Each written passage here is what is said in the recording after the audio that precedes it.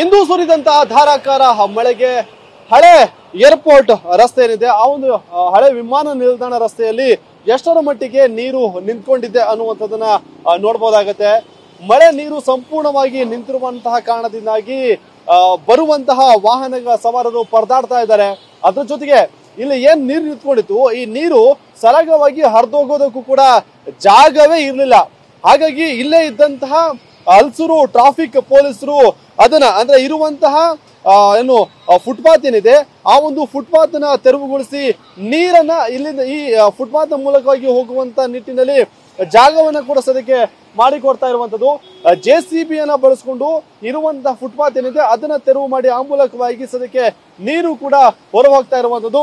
Traffic ಪೊಲೀಸರು Halasuru traffic ಪೊಲೀಸರು ಇಲ್ಲೇ ಇದ್ದು ಆ ಒಂದು ಕೆಲಸವನ್ನ ಕೂಡ ಮಾಡ್ತಿರುವಂತದ್ದು. ಅಂದ್ರೆ BBMP ಮಾಡುವಂತಹ ಎಡವಟ್ಟಿಗೆ ಪೊಲೀಸರು ಎಷ್ಟರ ಮಟ್ಟಿಗೆ ಪರಿತಪಿಸಬೇಕಾಗತ್ತೆ, ಸುಗಮವಾದಂತಹ ಒಂದು ಸಂಚಾರ ವ್ಯವಸ್ಥೆಗೆ ಅನ್ನುವಂಥದ್ದನ್ನ ನೀವು ಗಮನಿಸಬೇಕಾಗತ್ತೆ.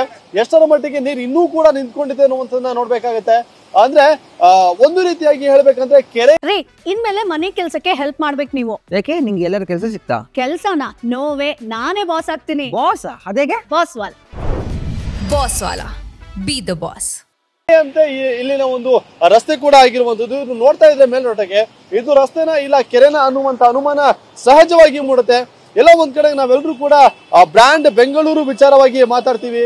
ಬೆಂಗಳೂರು ಗಾರ್ಡನ್ ಸಿಟಿ ಊರಿಗೆ ಒಂದು ಬೆಸ್ಟ್ ಪ್ಲೇಸ್ ಅಂತೀವಿ. ಆದ್ರೆ ಇಲ್ಲಿನ ಒಂದು ಚಿತ್ರಣವನ್ನ ನೋಡ್ತಾ ಹೋದ್ರೆ ಇದೇನಾ ನಮ್ಮ ಬ್ರ್ಯಾಂಡ್ ಬೆಂಗಳೂರು ಅನ್ನುವಂತ ಅನುಮಾನ ಕೂಡ ಮೂಡುತ್ತೆ. ಒಂದು ಕಡೆ BBMP ನಿರ್ಲಕ್ಷ್ಯ, ಮತ್ತೊಂದು ಕಡೆ ರಾಜಕೀಯ ನಾಯಕರ ಒಂದು ರೀತಿಯಾಗಿ ಹೇಳ್ಬೇಕಂದ್ರೆ ಬೇಜವಾಬ್ದಾರಿ.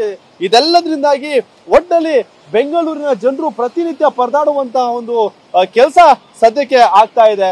ಅಂದ್ರೆ ಕೇವಲ ಕೆಲವೇ ಹೊತ್ತು ಸುರಿದಂತಹ ಮಳೆಗೆ ಇಷ್ಟು ದೊಡ್ಡ ಪ್ರಮಾಣದಲ್ಲಿ ನಷ್ಟ ಆಗ್ತಿದೆ, ಜೊತೆಗೆ ಹಾನಿ ಆಗ್ತಾ ಇದ್ರೆ, ಇಷ್ಟೊಂದು ಕಷ್ಟ ಅನುಭವಿಸ್ತಾ ಇದೆ. ಇನ್ನು ದಿನಪೂರ್ತಿ ಮಳೆ ಆದ್ರೆ ಏನ್ ಕತೆ ಅನ್ನುವಂತ ಪ್ರಶ್ನೆ ಕೂಡ ಸದ್ಯಕ್ಕೆ ಮೂಡ್ತಾ ಇರುವಂತದ್ದು.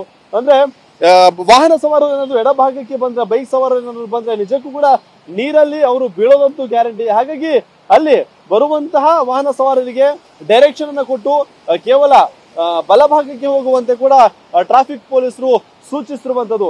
ಇದೇ ಒಂದು ಜಾಗದಲ್ಲಿ ನಿಂತ್ಕೊಂಡು ಪೊಲೀಸರು ಇಲ್ಲಿನ ನೀರನ್ನ ತೆರವು ಮಾಡುವಂತ ಕೆಲಸವನ್ನ ಕೂಡ ಮಾಡ್ತಾ ಇದ್ದಾರೆ.